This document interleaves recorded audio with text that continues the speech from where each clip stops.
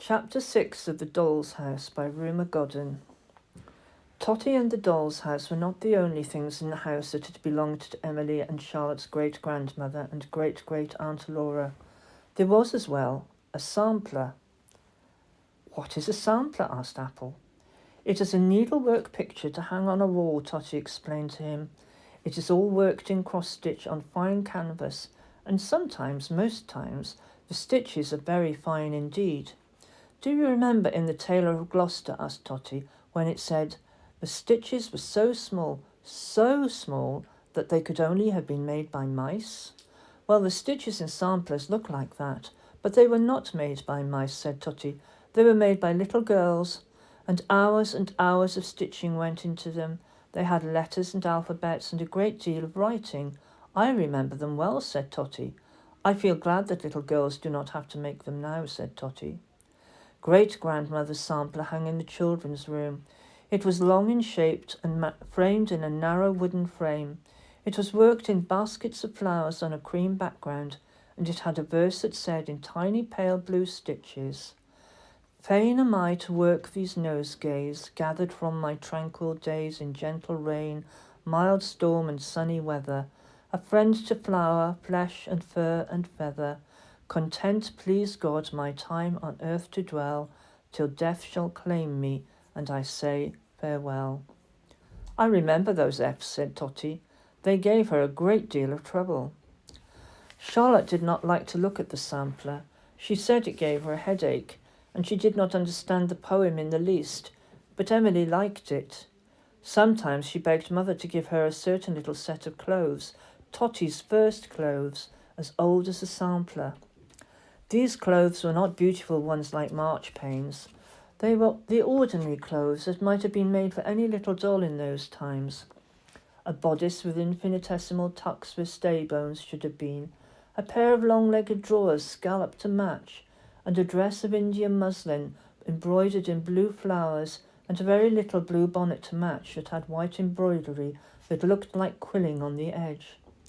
Emily liked to dress Totty in these and stand her underneath the sampler. "Let's put her there today, Charlotte," said Emily next afternoon. "Mrs. Innisfree is coming to tea."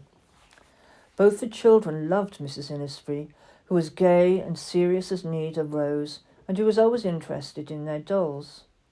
Emily dressed Totty and stood her under the sampler, and even wrote a ticket that said, not unlike the cleaner's notice for marchpane, "Example of a real old sampler worked by a little girl in 1846. "Poor little girl," said Charlotte indignantly. Emily took no notice. She wrote, "Example of a farthing doll, dressed by that same little girl in 1846. "Her mother must have helped her," said Charlotte. "No little girl could make that quilling. You ought to put it in about the mother, Emily." "Well, I shan't," said Emily. "It spoils the notice." There was a sound of footsteps outside the door, and Mrs. Innisfree came in. She admired Totty and the sampler, and she admired the doll's house, and she sat down by the fire and listened to the whole story of it. "It's a pity about the chairs and couch," said Mrs. Innisfree. Emily told her about the set in Wigmore Street, and then she and Charlotte fell silent. "They sound the very thing," said Mrs. Innisfree. "Will you buy them?" "No," said Emily. "No," said Charlotte. "At least, not yet," said Emily, with a faraway brightness in her eyes. "I see," said Mrs. Innisfree, and her eyes went to Totty. "It is strange," she said, "that you should have arranged Totty like that for me to see. I am having an exhibition," said Mrs. Innisfree. "At least a part of it is mine. It is called Dolls Through the Ages, and it is to help the Blind Children's Fund.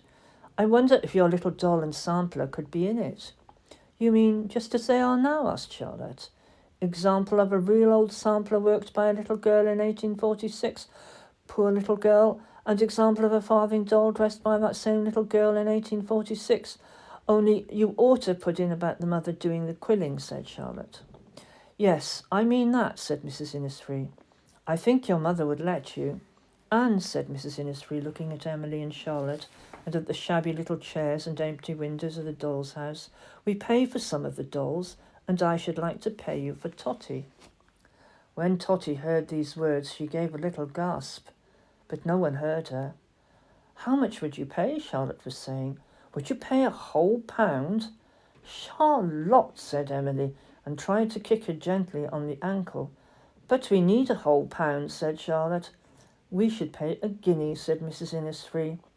Totty gave another sound, and this time it was a groan, but Apple was tugging at her skirt. "How much is a guinea?" whispered Apple.